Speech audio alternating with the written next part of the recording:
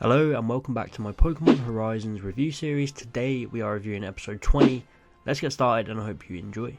So the gang are through with the bacon shenanigans. It's time for some serious stuff now. Kabu is here at the calf and Roy wants to ask him about the Black Rayquaza.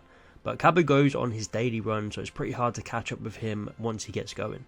I love how Kabu is portrayed here. He's this wise old master figure, but also he has these really funny one-liners. We also meet a new character who is trying to become one of the gym trainers, and she was a really nice addition to this episode. Liko and Roy arrive at the gym and meet up with Kabu, but he isn't just revealing information about the Black Rayquaza willy-nilly. He wants to make sure these two trainers are prepared for what they're about to face. So it's training time, and this was pretty cool because we get to see the gym challenge from Sword and Shield. Horizons is doing such a good job in fitting in these gym challenges that we never got to see in the anime. We got Brastius and the Sunflora, we got Iono and the hide and seek game, and now we've got Kabu and his little battle challenge. But this time it's Liko and Roy facing each other. Roy has to light the Litwick's flames while Liko has to put them out. It was really cool to see where both of their headspaces were at. Liko came up with a nice leafage alteration, making it quicker and sharper to hit its targets more precise, while Roy started off well, but his Fuecoco was hungry, so they had to have a short break. And this is where Liko kind of falters because she sees Roy is getting back into the game, so she kind of takes her foot off the pedal, something that comes back around a bit later. So Roy wins, and after this Kabu commends them and challenges them to an actual battle. It was kind of a double battle, but it was a strange format. It was Kabu and his assistant versus Liko and Roy. And we got to see Kabu's Center Scorch, such a cool Pokemon to see in the anime. I especially loved how it looked when using Flame Wheel, and the battle was just really cool. But as with most of their battles so far, Liko and Roy were just getting beat up badly. They couldn't do much. However, Roy starts to come into his own a little bit, keeping Center Scorch's flamethrower at bay. And I really love when Roy starts singing with Fuecoco to get their tempo and rhythm in place.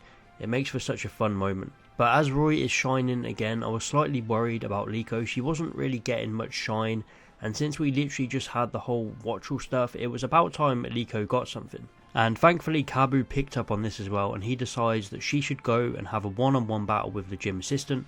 And this character is battling here to prove herself to Kabu to get the promotion and become a full gym trainer. It is Roly-Coly versus Sprigatito. And again, I love this. Liko had the upper hand, but she heard the gym assistant saying she can't lose here, or she'll never make it. And Liko just kind of stopped. She forfeited. You could see Sprigatito was even a bit mad at her, and the assistant went mad at her as well. It was like she was just giving her the win from pity, and nobody wants that. It's the worst way you can win. I really didn't expect them to go in this direction, but I really loved it. And as Kabu says, it was the same with Roy earlier on. Liko let him win. She isn't fighting to win, she just doesn't want to upset her friends, and there's something really interesting in this plotline. Kabu does end up telling them about the Black Rayquaza, and it headed towards the mines in Galar, so before they go to Hammerlock, that will be their next stop. But this episode was just really good. It took me by surprise in how it started off as this massive Roy focus, and then it switched up to Liko being too much of a background character, something that I've been thinking recently she needs to do more, and this episode might even push her to making up her mind on what she wants to do and what kind of trainer she actually wants to be. And next episode could even be her capturing this Hatena, so we'll see. But Kabu completely stole this episode. He helped Liko and Roy out massively. I just hope they go on to use this wisdom and we start to see a bit more fast-paced growth, as they seem to learn new things and not always go forward. But I did love this episode. They did some fantastic things and setup, so I'm going to go 8 out of 10.